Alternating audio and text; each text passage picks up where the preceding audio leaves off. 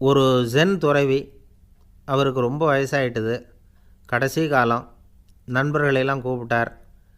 நண்பர்களே, நான் வித்தியாசமான முறையில் சாகணும்னு ஆசைப்பட்றேன், அதுக்கு ஏதாவது யோசனை சொல்லுங்களேன் அப்படின்னு கேட்டாராம். நண்பர்கள் சிரித்தாங்க. என்ன பேச்சு பேசுகிறீங்க? சாவறதுங்கிறது என்ன விளையாட்டு கத்தனமான காரியமா அப்படின்னு கேட்டிருக்காங்க. அந்த துறவி கொஞ்ச நேரம் யோசனை பண்ணார். அப்புறம் கேட்டாராம், இது வரைக்கும் யாராவது நடந்துக்கிட்டே இறந்துருக்குறாங்களா அப்படின்னாராம். எல்லாரும் இல்லைன்னாங்களாம். ஒருத்தர் மட்டும் சொல்லியிருக்கார், அப்படியும் ஒருத்தர் இறந்துருக்கிறதாக ஒரு கதையில் படிச்சிருக்கிறேன், ஒரு ஞானியால் தான் அப்படியெல்லாம் செய்ய முடியும் அப்படின்னு அவர் சொன்னாராம். சரி, அப்படின்னா அந்த முறை நமக்கு வேணாம், நின்றுக்கிட்டே யாராவது உயிரை விட்டுருக்காங்களா அப்படின்னு விசாரித்தாராம். அப்படியும் ஒருத்தர் இறந்துருக்கிறார் அப்படின்னாங்களாம். மறுபடியும் அந்த துறவி யோசனை பண்ணியிருக்கிறார். ஏதாவது வித்தியாசமான முறையில் நாம் போகணும் அப்படிங்கிறது அவருடைய விருப்பம். மனிதன் எப்படி வாழ்கிறானோ அப்படி இறப்பது தான் நல்லது. சரி, யாராவது தலைகீழாக யோகம் செய்யும் நிலையில் இறந்துருக்கிறாங்களா அப்படின்னு விசாரித்தாராம். நண்பர்கள் சிரித்தாங்க. தலைகீழாக நின்னபடி இறந்ததாக நாங்கள் கேள்விப்பட்டதே இல்லை, அது முடியாத காரியம் அப்படின்ட்டுருக்காங்க. இப்போ அந்த துறவிக்கு திடீர்னு உற்சாகம் வந்துட்டுது. உடனே எழுந்திரிச்சார், தலைகீழாக நின்னார், அப்படியே உயிரை விட்டுட்டார். அவ்வளோதான். அந்த மடாலயத்தில் ஒரே குழப்பம். எப்படி அவரை கீழே இறக்கி படுக்க வைக்கிறது அப்படின்னு புரியல.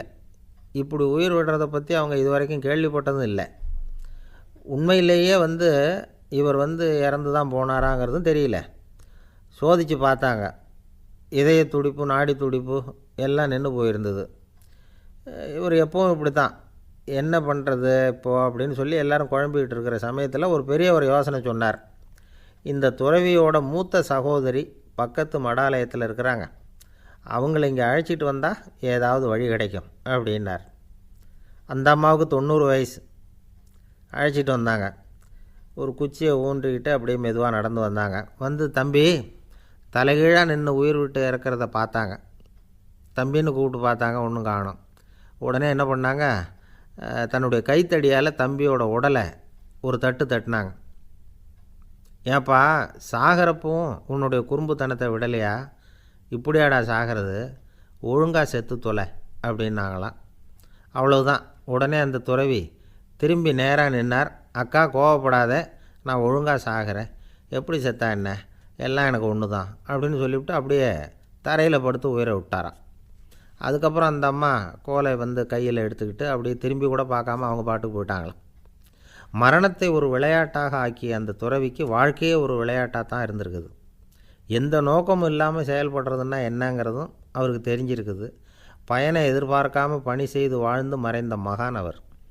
தம்முடைய தொழிலை விளையாட்டு போல் செய்ய தெரிஞ்சவருக்கு வாழ்க்கையே ஒரு விளையாட்டாக மாறிடும். எல்லாமே விளையாட்டாகி விடுகிற போது மரணமும் விளையாட்டாகிவிடும் அப்படிங்கிறது தான் அந்த தத்துவம். ஆனால் அதுக்கு முன்னாடி உங்களுக்குள்ளே இருக்கிற உண்மையான நடிகனை நீங்கள் அடையாளம் கண்டுபிடிக்கணும். நீங்கள் நடிக்க வேண்டியதே இல்லை, நீங்கள் ஏற்கனவே நடிச்சுக்கிட்டு தான் இருக்கிறீங்க.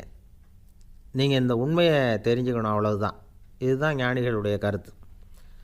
நீங்கள் தெருவில் நடந்து போயிட்டுருக்கிறீங்க, எதிரில் வர்றவர் உங்களை பார்த்து எப்படி இருக்கிறீங்கன்னு கேட்குறார்.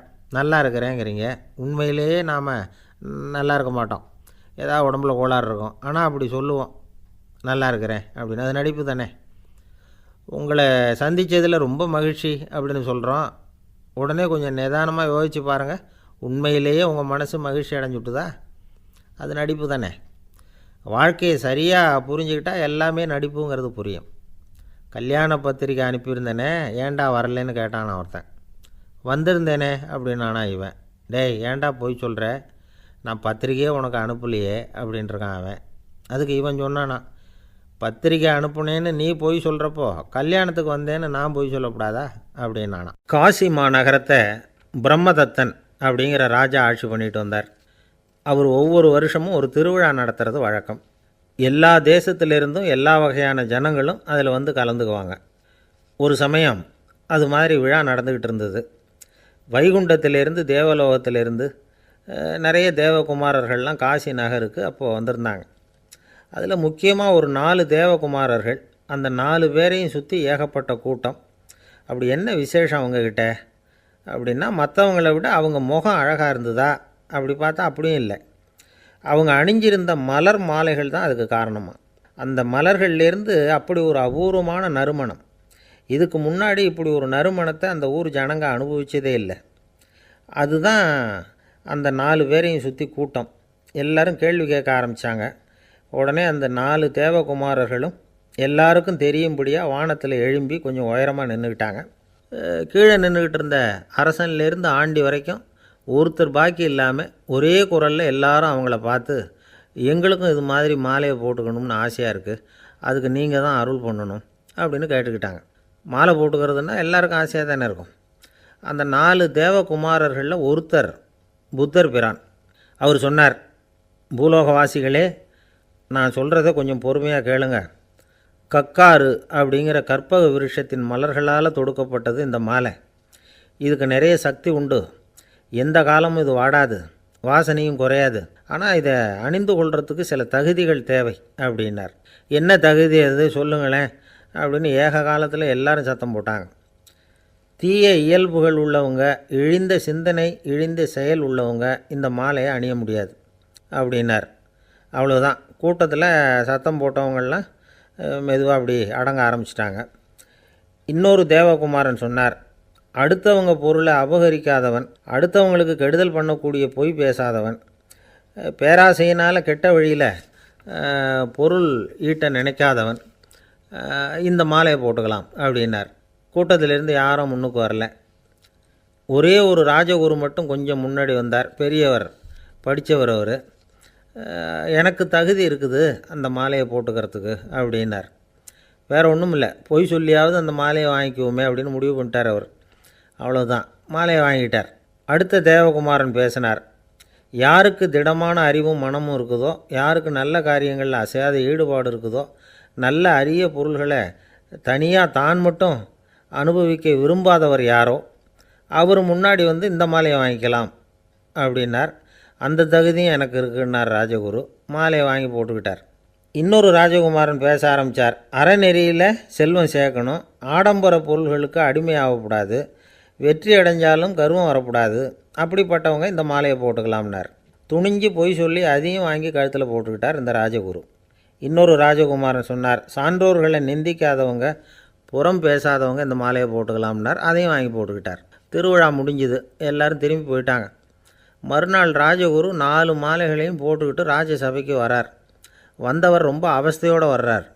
மாலையெல்லாம் வாடி போயிட்டுது, வாசனை எதுவும் கிடையாது. அது மட்டும் இல்லை, அவருக்கு கடுமையான தலைவலி வேறு வந்துட்டுது. துடிச்சு போயிட்டார். மாலையை கழட்டவும் முடியல. ஜனங்கள்லாம் அவரை பார்த்து சிரிக்க ஆரம்பிச்சிட்டாங்க. என்னத்துக்கு ஆசைப்படணும், ஏன் இப்படி கஷ்டப்படணும் அப்படின்னு. ராஜா பார்த்தார். மறுபடியும் விழாவுக்கு ஏற்பாடு பண்ணினார். தேவகுமாரர்கள்லாம் வந்தாங்க. ராஜகுரு வந்தார். மக்கள் முன்னிலையில் அவங்க காலில் விழுந்தார், மன்னிப்பு கேட்டுக்கிட்டார். இந்த மாலையை போட்டுக்கிற தகுதி எனக்கு இல்லை. தகுதி இல்லாத ஒருத்தன் தகாத தகுதியை பொய் மூலம் பெறணும்னு ஆசைப்படுறாங்களே, அவங்களுக்கெல்லாம் என்னுடைய தண்டனை ஒரு எச்சரிக்கையாக இருக்கட்டும்னார். அதுக்கப்புறம் தேவகுமாரர்கள் அவர் கழுத்தில் இருக்கிற மாலையை கழட்டினாங்களாம். அந்த மாலைகளும் பழையபடி மனம் கொடுக்க ஆரம்பிச்சுட்டு தான். இதிலேருந்து நாம் தெரிஞ்சுக்க வேண்டியது என்னென்னா, நமக்கு தகுதி இல்லாத ஒரு கௌரவம் நம்மக்கிட்ட தானாக வந்தால் கூட அதை தவிர்த்து விடுறது தான் நல்லது. அதுதான் புத்திசாலித்தனம். ஒருத்தர் வந்தார். சார், எங்கள் இலக்கிய மன்ற விழாவுக்கு நீங்கள் தலைமை தாங்கணும்னார். உடனே இவர் சொன்னார், பேச்சாளர், சார், இலக்கியத்தை பற்றி பேசுகிற தகுதி எனக்கு இல்லையே அப்படின்னார். உடனே அவர் கூப்பிட வந்தவர் சொன்னார், அந்த தகுதி உங்களுக்கு இல்லைங்கிறது எங்களுக்கும் தெரியும் சார், அதனால தான் உங்களை தலைமை தாங்க கூப்பிட்றேன் அப்படின்னார். அது சரி, தலைமைன்னா அதுக்கு இவர் என்ன தான் அர்த்தம் பண்ணுறாருன்னு தெரியல. அளவுக்கு மிஞ்சினால் அமிர்தமும் நஞ்சு அப்படின்னு சொல்லுவாங்க. அது உண்மைதான். ஒருத்தருக்கு அளவுக்கு மீறிய புகழ் வந்துட்டுதுன்னு வச்சுங்க, அது கூட ஆபத்தாக போயிடுறது உண்டு. பழங்காலத்துல எல்லாம் கிரேக்க தேசத்தில் ஒரு பழக்கம் உண்டாம். அதாவது யாராவது ஒருத்தரை நாடு கடத்தணும்னா அதுக்கு ஒரு வழி உண்டு. அதாவது ஒருத்தரை நாடு கடத்தணும்னு மக்கள் விரும்புகிறாங்கன்னு வச்சுங்களேன், அவர் பேரை ஒரு மண்பாண்ட ஓட்டுச்சில்லில் எழுதி அதை ஒரு குறிப்பிட்ட பொது இடத்துல போட்டுற வேண்டியது, அவ்வளவுதான். இது மாதிரி பல பேர் போட்டுக்கிட்டே இருப்பாங்க. எல்லாம் அப்படியே குவிஞ்சு போயிடும். அந்த ஓட்டாஞ்சில்லு குவியலில் யாருடைய பேர் அதிகமாக இருக்குதோ அந்த நபரை ஒரு 10 ஆண்டுகள் நாடு கடத்தி விடுவாங்க. இது அந்த ஊர் வழக்கமாக. ஒரு நாள் அந்த குவியலுக்கு பக்கத்தில் ஒரு ஆள் நின்றுக்கிட்டு இருக்கிறான். அவன் கையில் ஒரு ஓட்டாஞ்சில்லு வச்சுருக்கிறான். அதில் யாரோட பேரையோ எழுதணும், எழுதி அந்த இடத்துல போடணுங்கிறது அவன் ஆசை. ஆனால் அவன் படிக்காதவன், அதனால் எழுத தெரியல. யாராவது அந்த வழியாக வர்றாங்களான்னு பார்த்துக்கிட்டே நின்றுக்கிட்டு இருந்தான். ஒரு பெரியவர் வந்துக்கிட்டு இருந்தார். அவர்கிட்ட ஓடினான். கையில் இருந்த மண்பாண்ட சில்லை கொடுத்தான். ஐயா, இதில் ஒரு பேர் எழுதி கொடுங்களேன்னா. அந்த பெரியவர் அதை வாங்கி கையில் வச்சுக்கிட்டு, என்ன பேர் எழுதணும் சொல்லு அப்படின்னா. இவன் சொன்னான், அரிஸ்டைடிஸ் அப்படின்னு எழுதுங்க அப்படின்னா. இதை கேட்டதும் அந்த பெரியவருக்கு அதிர்ச்சி. ஏன்னா அவர் தான் அரிஸ்டைடிஸ், தத்துவ மேதை அரிஸ்டைடிஸ் அவர். இருந்தாலும் நான் தான் அதுங்கிறத காட்டிக்காமல் அந்த ஆளுக்கிட்ட கேட்டார். அது சரிப்பா, அரிஸ்டைடிஸுங்கிற பேரை எழுத சொல்கிற, அவர் உனக்கு என்ன கெடுதல் பண்ணார்? அவர் பேரை இதில் எழுத சொல்கிறியே அப்படின்னு கேட்டிருக்கார். அதுக்கு இவன் சொன்னானா, அவர் எனக்கு எந்த கெடுதலும் பண்ணலை, அவரை நான் பார்த்தது கூட இல்லை அப்படின்ட்டுருக்கான். அப்புறம் எதுக்காக அவரை நாடு கடத்தணும்னு நீ ஆசைப்படுற அப்படின்னு கேட்டிருக்கார். இப்போ அந்த ஆள் சொல்கிறான், அரிஸ்டைடஸை பற்றி எல்லாரும் பேசுகிறாங்க, அவர் ரொம்ப நல்லவர், அவர் ஒரு பெரிய அறிவாளிங்கிறாங்க, அவர் ஒரு பெரிய வள்ளல், பேரறிஞர், இப்படி எல்லாரும் சொல்கிறத கேட்டு கேட்டு எனக்கு ரொம்ப அலுத்து போயிட்டுது, அதனால தான் வெறுப்பாயிட்டேன் அப்படின்னு நானும். இதிலேருந்து என்ன தெரியுது? நாம் நல்லவனாக இருக்கிறதுல ஒன்றும் இடைஞ்சல் இல்லை. ஆனால் நம்மளை நல்லவன் நல்லவன் எல்லாரும் சொல்ல ஆரம்பிச்சிட்டாங்கன்னு வச்சுக்கோங்க, அப்போ இடைஞ்சல் ஆரம்பம்னு அர்த்தம். எதுவுமே அளவுக்கு மிஞ்சி போகாமல் பார்த்துக்க வேண்டியது ரொம்ப அவசியம். அளவுக்கு அதிகமாக ஆசைப்படாதவங்களில் ஆப்ரஹாம் லிங்கனும் ஒருத்தரான். அவர் ஒரு தடவை தன்னுடைய நண்பர்கள்கிட்ட பேசிக்கிட்டு இருந்தாராம். ஒருத்தர் கேட்டிருக்கார், ஒரு மனுஷனுக்கு கால்கள் எவ்வளோ உயரம் இருக்கணும் அப்படின்னு கேட்டாராம். இதுக்கு ஆப்ரஹாம் லிங்கன் சொன்னாராம், அது என்ன, இடுப்புலேருந்து தரையை தொடுற அளவுக்கு உயரம் இருந்தால் போதும் அப்படின்னாராம். எது ரொம்பவும் கஷ்டமான காரியம் அப்படின்னு கேட்டார் ஒருத்தர். ஒருத்தருக்கு ஒருத்தர் சண்டை போடாமல் இருக்கிறது தான் ரொம்ப கஷ்டமான காரியம் அப்படின்னு தோணுது. ஒரு நாட்டுக்கும் இன்னொரு நாட்டுக்கும் சண்டை, நாட்டுக்குள்ளேயே ஒரு குரூப்புக்கும் இன்னொரு குரூப்புக்கும் சண்டை. ஏன் சண்டை போட்டுக்கிறீங்கன்னு கேட்டு பாருங்கள். நாங்கள் சமாதானத்துக்காக தான் சண்டை போட்டுக்கிறோம் அப்படிம்பாங்க. வாழறதுக்காக பிறந்த மனுஷன் லட்சியத்துக்காக உயிரை விட தயார் அப்படின்னு சொல்லிகிட்டு இருப்பான். அப்படி உயிரை விடுறவங்கள நாமளும் பாராட்டுவோம். ஆனால் ஒன்றுமில்லாத விஷயங்களுக்கெல்லாம் சண்டை போடுறவங்களெல்லாம், அப்படிப்பட்டவங்களையும் சரி உயிரை விடுறவங்களையும் சரி என்னென்னு சொல்கிறது, யுத்தங்களாலேயும் சண்டைகளாலேயும் நாம் அடையிறது என்னங்கிறது ஒரு பக்கம் இருக்கட்டும், இழக்கிறது என்ன தெரியுமா? ஏராளமான உயிர்கள். ரத்தம் சிந்துறதுக்கு நான் தயார் அப்படின்னு மார்தட்டி சொல்லலாம். ஆனால் ரத்தம் சிந்தினா உயிர் காத்துக்கிட்டு இருக்க தயார் இல்லை. அதாவது உயிர் நமக்காக காத்துக்கிட்டு இருக்க தயார் இல்லை. இழக்கிற ரத்தத்தை ஈடுகட்டினா தான் உயிரை காப்பாற்ற முடியும். அதனால் இது சம்மந்தமாக ஆராய்ச்சி செய்கிற கட்டாயம் ஏற்பட்டு போச்சு. அதோட விளைவாக புதுசாக ஒன்றை கண்டுபிடிச்சிருக்கிறாங்க. அதுதான் செயற்கை ரத்தப்பொடி. இப்போ இந்த திடீர் சாம்பார் பொடி, திடீர் ரசப்பொடி, திடீர் காப்பி பொடி இப்படிலாம் சொல்கிறோம்ல, அது மாதிரி இது திடீர் ரத்தப்பொடி. இஸ்ரேல் ஒரு சின்ன நாடு, மக்கள் தொகை குறைச்சல், அதோட போர்கள் வேறு. அதனால் காயம்பட்டவங்களை காப்பாற்றியே தீர வேண்டிய கட்டாயம். காப்பாற்றணும்னா ரத்த இழப்பை தடுக்கணும். அப்படின்னா உடனடியாக புது ரத்தம் செலுத்தி ஆகணும். திடீர்னு ரத்தம் வேணும்னா எங்கே போகிறது? அதுவும் கிடைக்கிற ரத்தம் சேர்கிற குரூப்பாக இருக்கணும். ஒரு வேடிக்கை பார்த்தீங்களா, நான் வேறு குரூப்பு நீ வேறு குரூப்புன்னு இவன் சண்டை போடுறான்.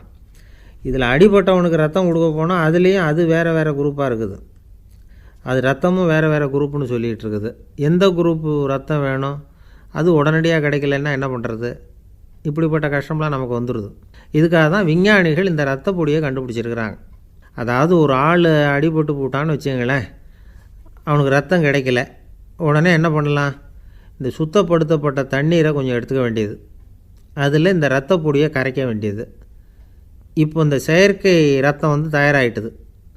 இதை அந்த ஆள் உடம்புல ஏற்றி விட்டுற வேண்டியது. இயற்கையாக நம்ம உடம்பில் இருக்கிற ரத்தம் என்னென்ன வேலை செய்யுதோ அதே வேலையை இதுவும் செய்யும். அதாவது ஆக்சிஜனை உடம்புல எல்லா இடத்துக்கும் எடுத்துகிட்டு போகுது. அந்த வேலையை இந்த செயற்கை ரத்தமும் செஞ்சுருது. ஆனால் ஒரு விஷயம், இந்த செயற்கை ரத்தம் ஒரு அவசரத்துக்கு தான் உபயோகப்படுத்தலாம், ஒரு முதல் உதவி மாதிரி. அதை அப்படியே நிரந்தரமாக விட்டுற முடியாது. பின்னாடி தேவையான குரூப்பு உண்மையான ரத்தம் கிடைச்ச உடனே அதை செலுத்திக்கணும். உண்மையான ரத்தத்தை 20லேருந்து 40 நாள் வரைக்கும் தான் பாதுகாக்க முடியும். அதுவும் குளிர்பதன பெட்டியில். அதுக்குள்ளே உபயோகப்படுத்தலைன்னா அது வீணாக போயிடும். இந்த ரத்த பொடி அப்படி இல்லை, எவ்வளோ நாள் வேணும்னாலும் அப்படியே வச்சுருக்கலாம். குளிர்பதன பெட்டியும் தேவையில்லை. ஆனால் ஒன்று, இது தண்ணியில் கலந்து செயற்கை ரத்தமாக ஆக்கிவிட்டா அதோட வலு 72 மணி நேரம் தான், அதாவது 3 நாள். அதுக்குள்ளே அந்த ஆசாமியை எங்கேயாவது ஆஸ்பத்திரிக்கு தூக்கிட்டு போய் உண்மையான ரத்தத்தை கொடுத்துடணும். சண்டையில் அடிபடுறவங்க, சாலை விபத்தில் அடிபடுறவங்க, இவங்களுக்கெல்லாம் அவசரத்துக்கு கை கொடுத்து உதவுறது இந்த செயற்கை ரத்த பொடி. அதுக்கப்புறம் நாம் கொடுக்குற ரத்தம் தான் அவங்கள காப்பாற்றணும். இன்றைக்கி ரத்தத்தை தானமாக கொடுக்க தயாராக இருக்கிற நல்ல உள்ளங்கள் ஏராளம். எவ்வளவு ஆக்சிடெண்ட்டு, ஆப்ரேஷன், இதில் சம்மந்தப்பட்டவங்களை காப்பாற்றுறது நாம் தானமாக கொடுக்குற ரத்தம் தானே. ஒரு ஆக்சிடெண்ட்டு, ஒரு ஸ்கூட்டர் ஒரு ஆள் மேலே மோதி விட்டுது, பார்த்து வரக்கூடாதா அப்படின்னா அந்த ஆள், நீ தான் பார்த்து நடக்கணும், ஏன்னா 20 வருஷமாக நான் அந்த ஸ்கூட்டரை ஓட்டிகிட்டு இருக்கிறேன் அப்படின்னானா இவன். இதுக்கு அவன் சொன்னானா, நீ தான் பார்த்து ஓட்டணும், ஏன்னா 40 வருஷமாக நான் இப்படி நடந்துக்கிட்டு இருக்கிறேன் அப்படின்னானா. ஒரே ஒரு ஊரில் ஒரு ராஜா இருந்தார். அவர் பேரில் மக்களுக்கு ரொம்ப மரியாதை. அவ்வளவு நல்லா ஆட்சி புரிஞ்சிக்கிட்டு வந்தார். அவருக்கு வயசாகிட்டுது. அதனால் ஒரு நாள் அமைச்சரை கூப்பிட்டார். இதை பாருங்கள், எனக்கு வயசாகிட்டுது, அதனால் இந்த அரச பொறுப்பையெல்லாம் நீங்கள் ஏற்றுக்குங்க அப்படின்னார். அதுக்கப்புறம் ராணியை கூப்பிட்டார். வா, நாம் இனிமேல் இங்கே இருக்க வேணாம், காட்டுக்கு போய் தவம் பண்ணலாம் அப்படின்னு கூப்பிட்டார். இந்த செய்தி மக்களுக்கு அறிவிக்கப்பட்டது. மக்கள் உடனே கூட்டம் கூட்டமாக அரண்மனைக்கு வர ஆரம்பிச்சிட்டாங்க. மன்னரை போய் பார்க்குறாங்க. அரசே, தாங்கள் எங்களுக்கு தந்தை மாதிரி, நீங்கள் காட்டுக்கு போயிட்டால் நாங்கள்லாம் இங்கே எப்படி இருக்க முடியும்? எங்களுக்கெல்லாம் எந்த துன்பமும் இல்லாமல் பார்த்துக்கிட்டு வர்றீங்க. இது மாதிரியான ஒரு அரசாட்சி இல்லைன்னா மக்கள் வாழ்ந்து என்ன பயன் அப்படின்னாங்க. இருந்தாலும் என்ன பண்ணுறது, வயசாகிட்ட காரணத்தினால இந்த முடிவுக்கு வர வேண்டியிருக்குது அப்படின்னாராம் ராஜா. அப்படின்னா நீங்கள் காட்டுக்கு போக வேணாம், நாங்கள் போகிறோம். நாங்கள் அங்கே போய் தவம் பண்ணுறோம், வழிபாடு பண்ணுறோம், கடவுள் வருவார், அவர்கிட்ட வரம் வாங்கிட்டு வந்துடுறோம் அப்படின்னாங்களாம். அப்படி சொல்லிவிட்டு உடனே எல்லோரும் காட்டுக்கு போனாங்க. நாட்டு மக்கள் எல்லாரும் ஒட்டு மொத்தமாக காட்டில் உட்காந்துக்கிட்டு தவம் பண்ணுறதை பார்த்தார் கடவுள். உடனே புறப்பட்டு வந்தார். எல்லோரும் இப்படி உட்காந்துருக்குறீங்களே, என்ன வேணும் உங்களுக்கு அப்படின்னு கேட்டார். உடனே மக்கள் எல்லாரும் ஒரு குரலில் சொன்னாங்க, சுவாமி, எங்கள் மன்னன் ரொம்ப நாளைக்கு நல்லபடியாக இருக்கணும். அவர் மகிழ்ச்சியாகவும் உடல் நலத்தோடும் இருந்தால் தான் நாங்கள் அமைதியாக வாழ முடியும் அப்படின்னாங்க. சரி, அதுக்கு என்ன செய்யணும் அப்படின்னார் ஆண்டவன். எங்கள் மன்னருக்கு இன்னும் ஒரு 100 வருஷம் ஆயுளை கொடுங்க அப்படின்னாங்க. அவ்வளவு தானே, சரி அப்படியே ஆகட்டும் அப்படின்னு சொல்லிவிட்டு ஆண்டவன் போயிட்டார். மக்கள் மகிழ்ச்சியோடு திரும்பி வந்தாங்க. மன்னா, கடவுள் வரம் கொடுத்துட்டார், நீங்கள் 100 வருஷம் வாழ போகிறீங்க அப்படின்னாங்க. இதை கேட்டதும் ராணி ராஜாவை வணங்கி, நான் தவம் செய்ய போகிறேன் அப்படின்னு புறப்பட்டாங்க. உடனே மக்கள் என்ன நினச்சாங்க தெரியுமா? ஐயோ, நாம் ராஜாவுக்கு மட்டும்தானே நீண்ட ஆயுள் வேணும்னு வரம் வாங்கினோம், ராணிக்கு வாங்கலையே, அதுதான் கோபத்தில் புறப்பட்டாங்க போல இருக்குது அப்படின்னு நினச்சி வருத்தப்பட்டாங்க. ஆனால் ராணி நினச்சது அது இல்லை. ராணி போய் தவம் பண்ணாங்க, கடவுள் காட்சி கொடுத்தார். இவங்க கேட்குறாங்க, சுவாமி, ராஜாவுக்கு மட்டும் 100 வருஷம் ஆயுள்னு வரம் கொடுத்துட்டீங்க, அப்படின்னா குடிமக்களும் 100 வருஷம் இருக்கணும். இப்படிப்பட்ட குடிமக்கள் இல்லைன்னா அப்படிப்பட்ட அரசன் இருந்து என்ன பிரயோஜனம் அப்படின்னாங்களாம். ஆண்டவன் பார்த்தார். சரி, அவங்களும் 100 வருஷம் வாழ்வாங்க, அது மட்டும் இல்லை, நீயும் 100 ஆண்டு காலம் வாழ வரமளிக்கிறேன் அப்படின்னு சொல்லிவிட்டு மறைஞ்சிட்டார். இதில் ஆண்டவன் வர்றதும் மறையிறதும் முக்கியமில்லை. இதில் கவனிக்க வேண்டியது ஆள்கிறவனின் விசால மனம், குடிமக்களின் விசால மனம், ஆள்கிறவன் மனைவியினுடைய விசால மனம். இப்படி ஒரு நாடு இருந்துட்டுதுன்னா எப்படி இருக்கும் வாழ்க்கை நினச்சி பாருங்கள். அதனால தான் பெரியவங்கள்லாம் சொல்கிறாங்க, இதய வாசல் திறந்தே இருக்கணும், இதயத்தின் கதவுகளை மூடாதீங்க அப்படின்னு சொல்லுவாங்க. என்கிட்ட ஒருத்தர் சொன்னார், என்னுடைய இதய வாசல் எப்பவும் திறந்தே தான் இருக்குதுன்னார். எதனால் அப்படி சொல்கிறீங்க அப்படின்னு கேட்டோம். டாக்டரே சொல்லிவிட்டார், என்னுடைய இதயத்தில் ஒரு ஓட்டை இருக்குது அப்படின்னு, வால்வு சரியில்லையா அப்படிங்கிறார். ஒருத்தர் முகத்தை தொங்க போட்டுக்கிட்டு ஒரு மாதிரியாக வந்தார். என்ன விஷயம்னு விசாரித்தேன். என்னுடைய நண்பன் ஒருத்தங்கிட்ட கருத்து வேறுபாடு, இனிமேல் நமக்குள்ளே எந்த சம்மந்தமும் வேணாம்னு நட்பை முறிச்சிட்டு வந்துட்டேன்னா. நண்பர்கள்னு இருந்தால் கருத்து வேறுபாடு வரத்தான் செய்யும்னே. கருத்து வேறுபாடு வராமல் இருக்கிறதுக்கு ஏதாவது வழி உண்டா அப்படின்னு கேட்டாங்க. அதை பற்றி நிபுணர்கள் சில யோசனைகளை சொல்லியிருக்கிறாங்கன்னு. முதல் விஷயம் என்னென்னா, உங்கள் நண்பனுக்கு ஒரு செய்தி சொல்லணும்னா அதை நீங்களே நேரடியாக சொல்லுங்கள், அல்லது உங்கள் கைப்பட கடிதம் எழுதுங்க. அதாவது நேரடி தொடர்பு முக்கியம். அதை விட்டுட்டு இன்னொருத்தர் மூலமாக நண்பர்களுக்கு செய்தி அனுப்புனா நீங்கள் சொல்கிற செய்தி அப்படியே போய் சேராது, அது சேதமாயிடும்.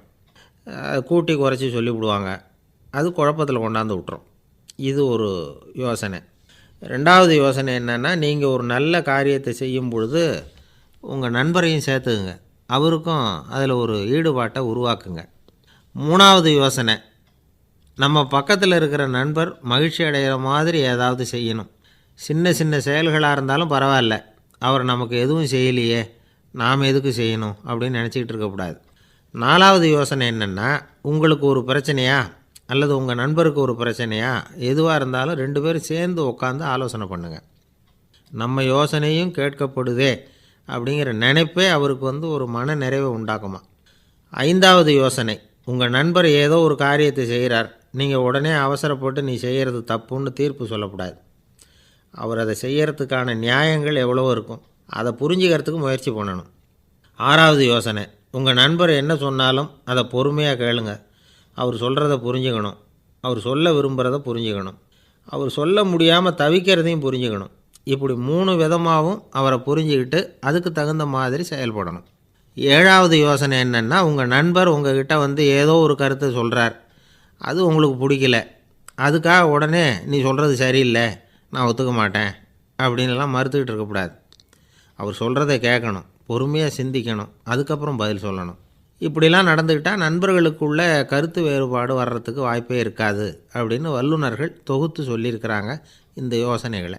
எனக்கு தெரிஞ்ச சில நண்பர்கள் உண்டு, அவங்களுக்குள்ளேயும் கருத்து வேறுபாடுகள் வராமல் இருக்கிறதுக்கு சில நுட்பங்களை கையாளுறது உண்டு.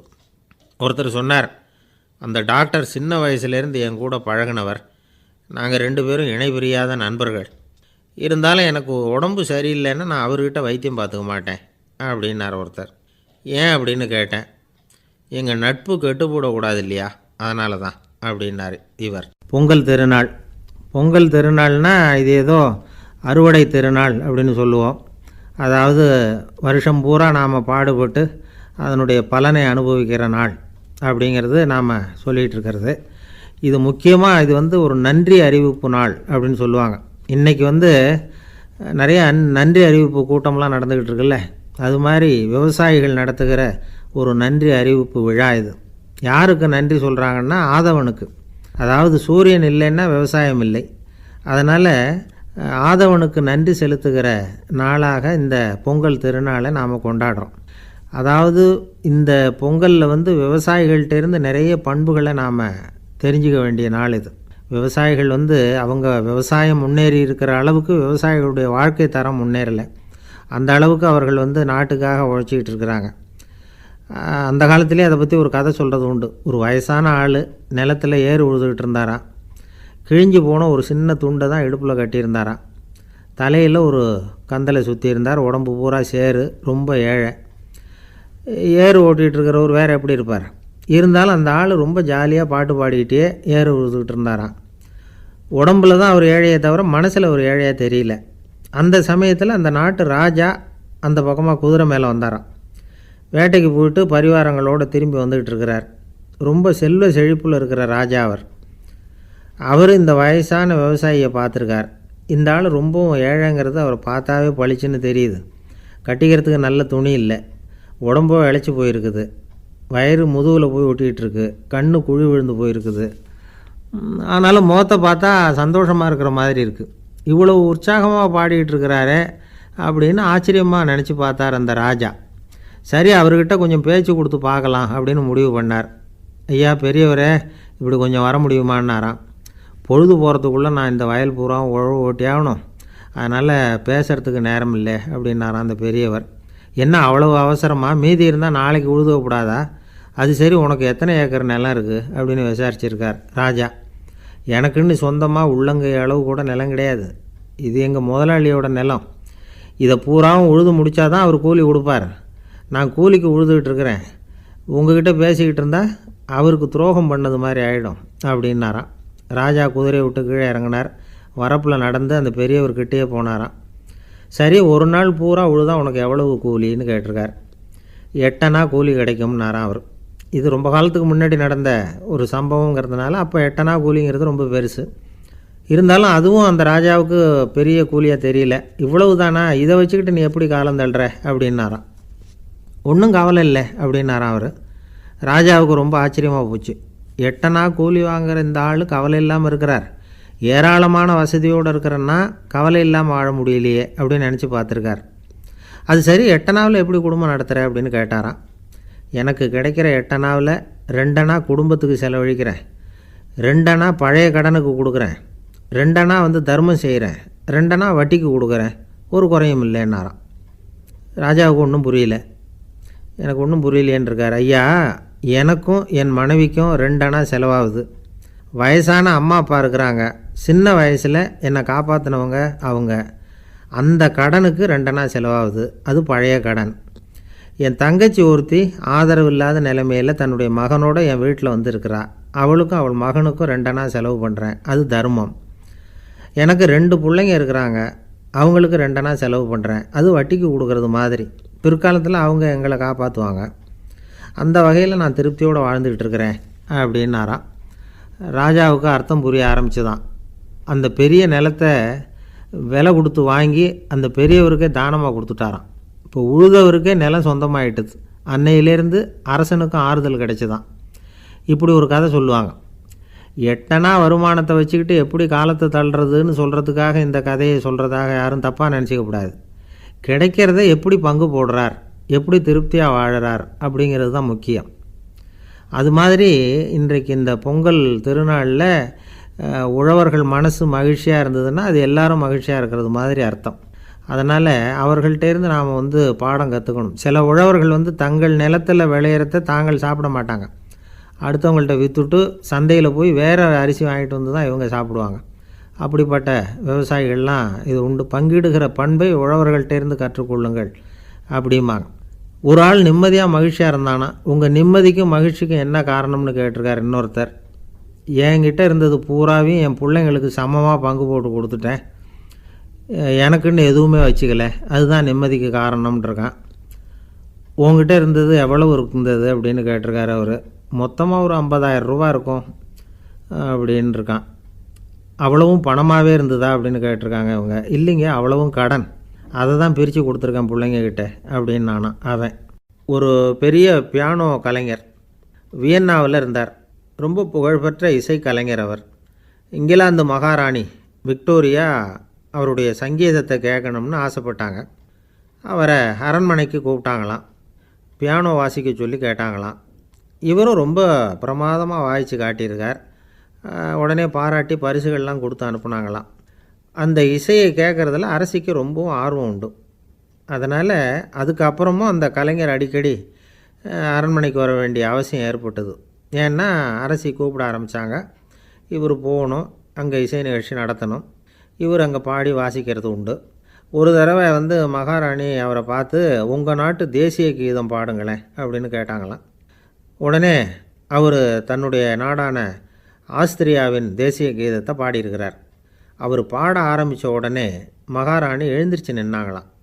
அதுக்கு மரியாதை செலுத்துகிற நோக்கத்தோடு பாட்டு முடிகிற வரைக்கும் அப்படியே நின்றுக்கிட்டு இருந்தாங்களாம். இதுதான் அந்த அரசியினுடைய பெருந்தன்மை. அதாவது நாட்டுப்பற்றுங்கிறது அந்த அளவுக்கு அப்படி இருக்கணும்.